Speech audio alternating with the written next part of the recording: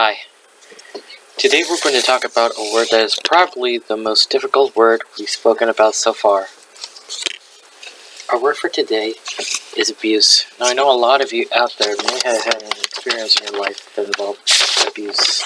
This is not an easy subject to talk about, but believe me when I tell you that there are hundreds of people who have suffered abuse. Let me just read you one of the many letters I get from people who have experienced this. Dear Eric, I'm 265 pounds, and I've been overweight since I was a teenager. At 30 years old, I was lonely. I didn't have many friends, and I felt like no one understood me.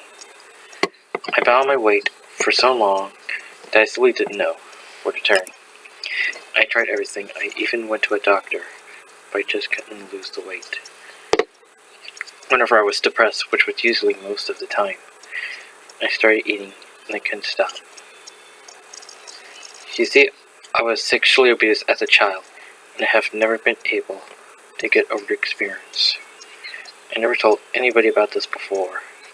I ate to cover up the pain and to hide from what happened. Food protected me from being attracted to anyone, so I won't get hurt again. Until recently, I led a very lonesome life. I've finally been able to get enough courage up to go to therapy and get some help and deal with my past. There's a support group that meets each week, and even though it is difficult for me, I'm trying to open up and sorry the feelings that I've kept hidden inside for so long. I know I've helped so many people, and I've seen the people on TV who have lost all that weight.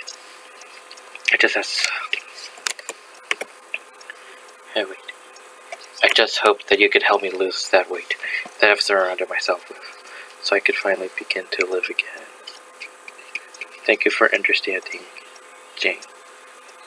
You know, there are so many people out there with this kind of hurt and despair are bottled up inside of them. But in the last decade, people have begun to open up.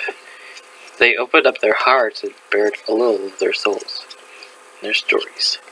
I'm sure you've seen the talk shows and heard these stories.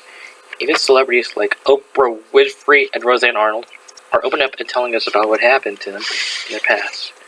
Now, I don't think these people are letting us in on their innermost secrets just to make headlines, and telling these stories in the hope that will help the hundreds of other people who are living with the shame and humiliation of being abused. Our dictionary tells us that the formal definition of abuse is to use wrongly or improperly, to hurt or injure, by maltreatment or misuse. But that definition leaves out the part about the pain, about the sadness, and the despair caused by abuse.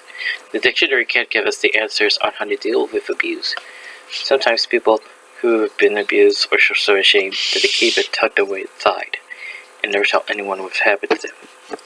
But somehow, some way, that pain has to come out. And for a lot of people, the only way to deal with the pain is to use food. Like our friend Jane who wrote me. There are so many different types of abuse. There is sexual abuse, which could happen to people as a child or even as an adult. There is physical abuse. There is emotional abuse, which is sometimes difficult to recognize. That's because people can abuse you emotionally, even though they think they're trying to help you. For example, you may have a friend who says things to you like, "Look at you, you're so fat. Don't you ever want to do something about yourself?" Your friend may think she is helping to motivate you to lose weight by saying these things. But saying cruel things like that is not helpful. It's abusive. People also use emotional abuse to gain control over other people by bringing you down, by constantly berating you. Abusive people think they can manipulate you. If someone is doing this to you, break away from them. They can't really be your friend if they are trying to control you instead of helping you get control of your life. And finally, I don't want you to become a self-abuser. It happens, you know. People beat up on themselves. They put themselves down or criticize themselves. If you're constantly saying negative things about yourself, then you are abusing yourself. And that's just as bad as someone else abusing you.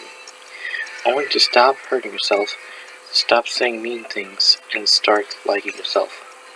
You'll never be able to keep other people from abusing you if you don't stop abusing yourself first.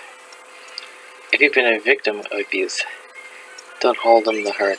Don't use food to try and make the pain go away.